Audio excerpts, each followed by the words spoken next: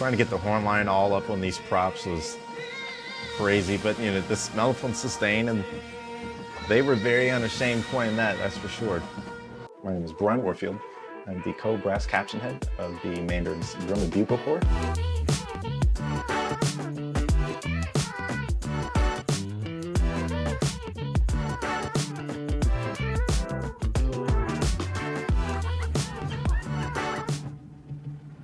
And all this was like definitely a mood setter. It's like Tron meets the Army. This kid, Gio, so he had zero drum corps experience. He actually came from a show-style band somewhere in California, and his only experience was with us. But he is a phenomenal musician. But it's a way to start the show. I mean, if you're gonna start with the soloist, they probably should be pretty good.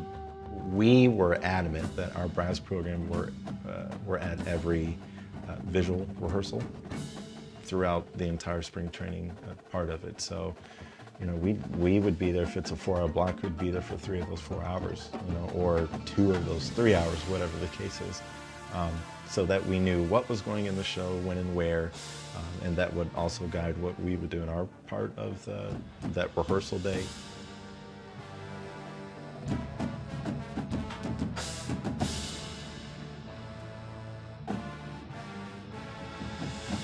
Okay, so we may have gone through probably 20 or 30 different versions of that trombone feature between March and what this ended up becoming, and it was really hard at first.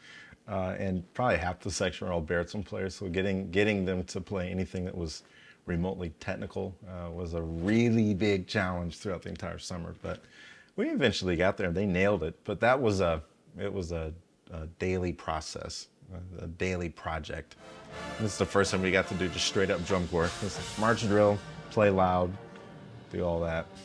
We would set up, instead of our normal arcs or circle, we'd set the horn line up in a stacked flock, with the tubas being in the front. And so any ensemble director, conductor is always going to want that bass sound to be in the back so people can listen back. Well, now that bass sound's in front and the highest voice is all the way in the back.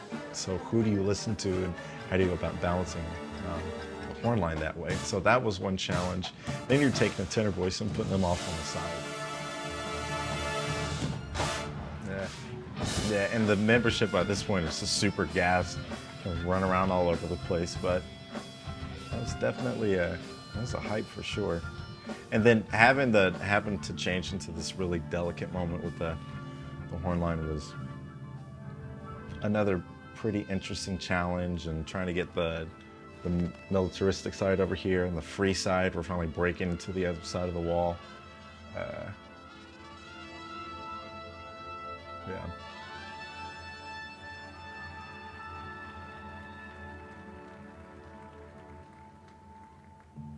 And of course, like the moment of the year, so the soloist, his name's Charles, he's one of my tuba guys, and he was nails pretty much all summer. You know, teaching, you know, this idea of being like a championship level drum corps, that had its own challenges, but it was also a lot of fun because none of us had ever been there before, you know, as an entity. So, you know, just building a culture of excellence, that was really kind of #1, and sounding great while doing that. Tangle me up in your vine. Take my spirit, take my mind. Take me over to that other side.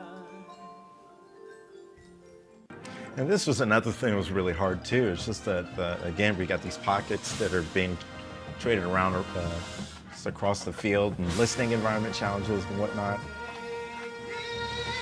Trying to get the horn line all up on these props was crazy, but you know, this mellophone sustain, and they were very unashamed playing that, that's for sure.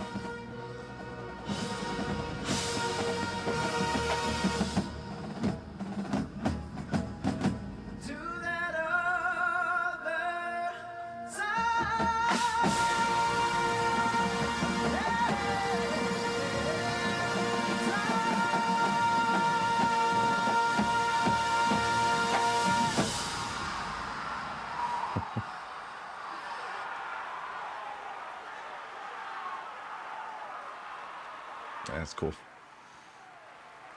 All right, well, Ladies and gentlemen, that was the at show. direction of J.W. Kester from Sacramento, California. And their show's pretty cool. It's really special because the horn line grew so much throughout the summer. I mean, there was nothing to lose for sure, but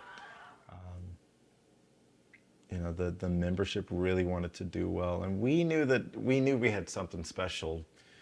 Right, I think the family day, maybe a few days before the first actual competition, we knew the show was pretty cool, and it just got better every day of the summer.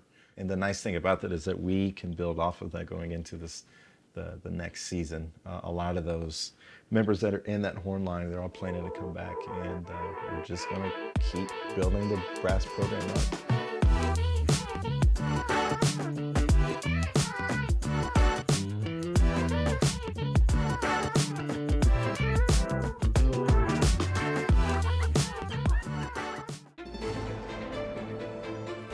I liked all the rim shots. You know, that would be kind of cool if we put that in the show. In the beginning, you saw some flags that were had 1883. The cone is missing from the 35-yard line.